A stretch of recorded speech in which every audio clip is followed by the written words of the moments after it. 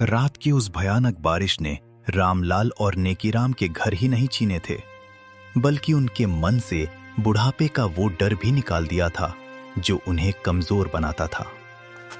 जब अपनों ने दुत्कार दिया तो इन दो दोस्तों ने उस रास्ते को चुना जहां कोई लालच नहीं था, कुदरत का रास्ता। उन्होंने तय किया कि वे गांव की गलियों में रहकर तमाशा नहीं बनेंगे, बल्कि जंगल की खामोशी में अपना वजूद तलाशेंगे।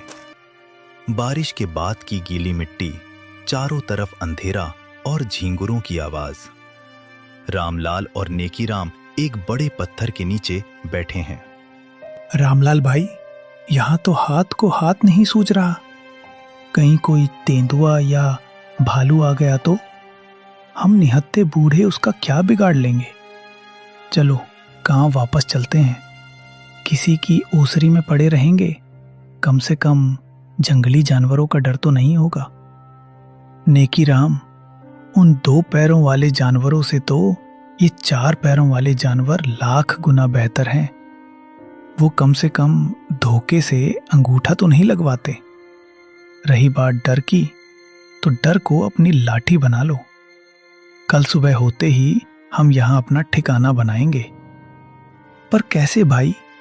न कुदाल है, न कुल्लड़ी, न सर पर छत है। यहां तो घास भी कंटीली है।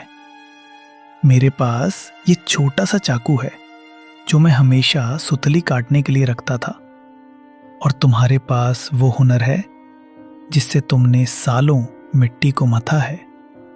हम हारेंगे नहीं दोस्त। अगले दिन सूरज निकलते ही दोनों काम पर लग जाते हैं। रामलाल सूखी लकड़ियों को इकट्ठा करता है और नेकीराम पत्थर चुनता है।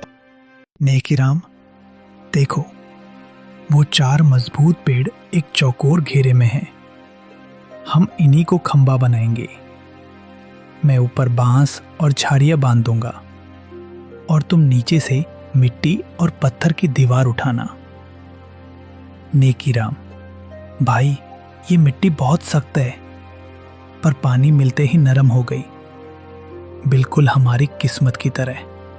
देखो, मैंने पत्थरों को ऐसे जमाया है कि हवा भी अंदर नहीं झांक पाएगी।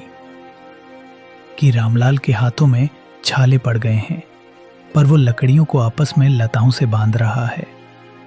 3 दिन की कड़ी मेहनत के बाद एक छोटी सी मजबूत झोपड़ी खड़ी हो जाती है। पहले दिन वे केवल जंगली बेर और कंदमूल खाकर गुजारा करते हैं।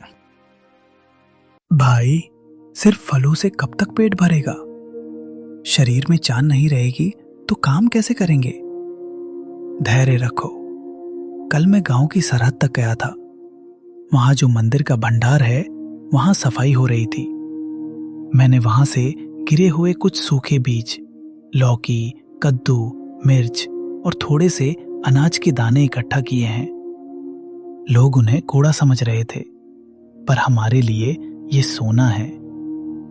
अरे वाह, पर यहां जमीन तो पथरीली है, बीज उगेंगे कैसे?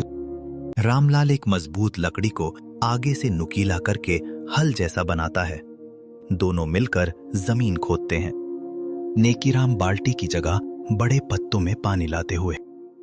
चलो नेकीराम, तुम पत्थर हटाओ, मैं इस लकड़ी से जमीन को ढीला करता हूं। हमें यहाँ क्यारियां बनानी होंगी। पास में ही वो झरना बह रहा है, वहां से पानी लाना होगा। भाई, ये देखो, मैंने मिट्टी को गोबर और सूखी पत्तियों के साथ मिला दिया है। अब ये बीज इसमें चैन से सोएंगे और कल लहलहाएंगे। सूरज, बारिश और उनकी मेहनत। धीरे धीरे छोटी छोटी कोपलें निकलने लगती हैं। रामलाल भाई, देखो देखो, हमारी मेहनत रंग लाई। छोटी सी लौकी बेल पर झूल रही है। सब्जियां तैयार हैं। रामलाल ने लकड़ी की एक टोकरी बनाई है और नेकीराम ने जंगल के बड़े पत्तों को सिलकर सुंदर पत्तल और दोने तैयार किए हैं। नेकीराम, आज हम ये ताजी सब्जियां और ये पत्तल लेकर बाजार जाएंगे। हम इन्हें साफ करके पत्तलों में सजाकर बेचेंगे। लोग प्लास्टिक और गंदी सब्जियों से तंग आ चुके हैं। उन्हें ये शुद्धता पसंद आएगी। हाँ भाई, और जो पैसा